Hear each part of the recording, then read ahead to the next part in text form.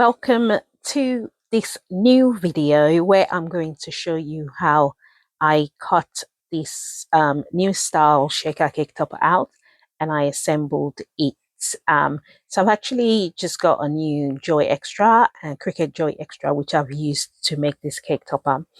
And today we're going to be cutting it out and assembling it. So you can find the image on Design Space, and that's the image number there on the screen. Okay, I'll also link it to the description below. So the great thing about this topper is you can customize it to any style or color you want. So if you wanted to make a princess themed cake topper, you can just add some princess images, change the color to pink. If you wanted to make a soccer themed cake topper, you can just change it to black and white themed and add some soccer balls. Like literally you can do whatever you want with it. So we're just going to be making this base template for the purpose of this tutorial. You can also add the name of the birthday celebrant to the banner to personalize it and make it more special. Okay, so let's get rid of that image number and cut it out. So I'm going to make it 6 inches in size because I think that's the kind of average size for a cake topper, and also because I'm using the Joy Extra, I don't want it too big, but I'm pretty sure you can also cut out a big cake topper anyway. So let's go ahead and click make. Now I'm just going to show you what I do on my matte screen before I cut out my cake topper. So because I'm using the Joy, it's preset it to obviously the material size, which is 8.5 by 12, which is equivalent of an A4 size paper. So the first matte is my acetate sheet, which is for the backing and the shaker, so that's fine. The second one is my blue paper, and to maximize space I like to move my images around on the mat, so that way I can, instead of having little scraps of paper, I would have at least half of the paper that I can reuse. So I just move things around a bit on the mat just to maximize space. So I've done it for the blue, the purple, and I'm just going to do it for the lilac one as well. That one is not so much space saving, but I can still move things around. It's absolutely fine. Okay, so once I'm happy with what my images look like on the mat, I'm going to go ahead and click the first mat and continue and cut them all out.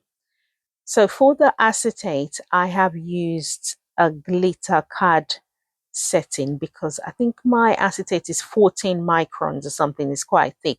So I think that's the setting that cut it out. And you can see it's cut it out really nicely. And I'm going to go ahead and cut all the others out and we'll assemble it. To assemble it, I'm using the Burley, both the Burley Art glue and the Beacon 3-in-1 glue, which you can find, on Amazon. So first thing I'm going to do is to assemble the banner with the glue, and then I'm going to use a double-sided foam tape to attach it to the third layer, I guess, just to give it a bit more depth. You can do as many layers as you want depending on how much volume you want. And then I'm going to assemble the shaker part. So first 2 layers and then the acetate.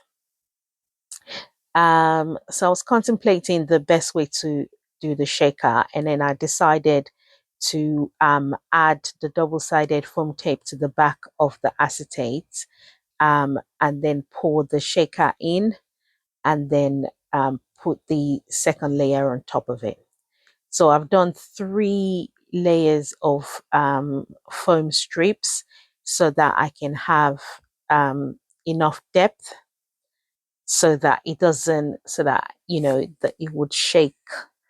It would give me a good shake when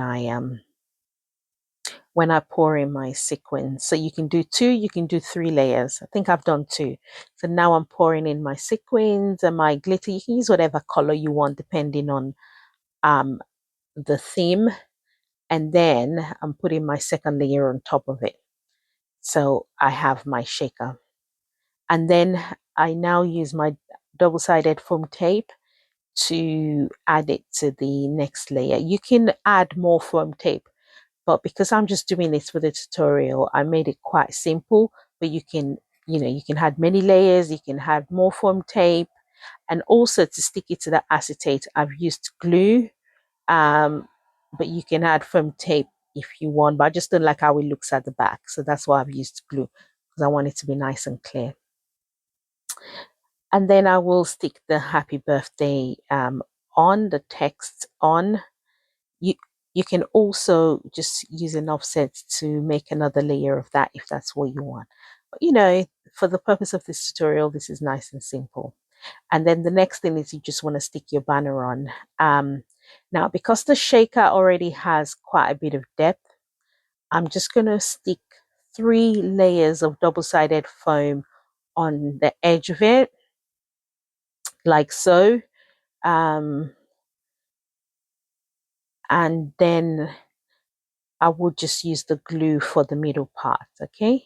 So it's nice and aligned and flat. And that's it. That's the basis of your cake topper. If you printed an image, you can stick it on, decorate it the way you want. And then I'm just going to use my hot glue gun to just stick my cake topper stick to it. And that's it. We're all ready. Have your cake topper. Hope you enjoyed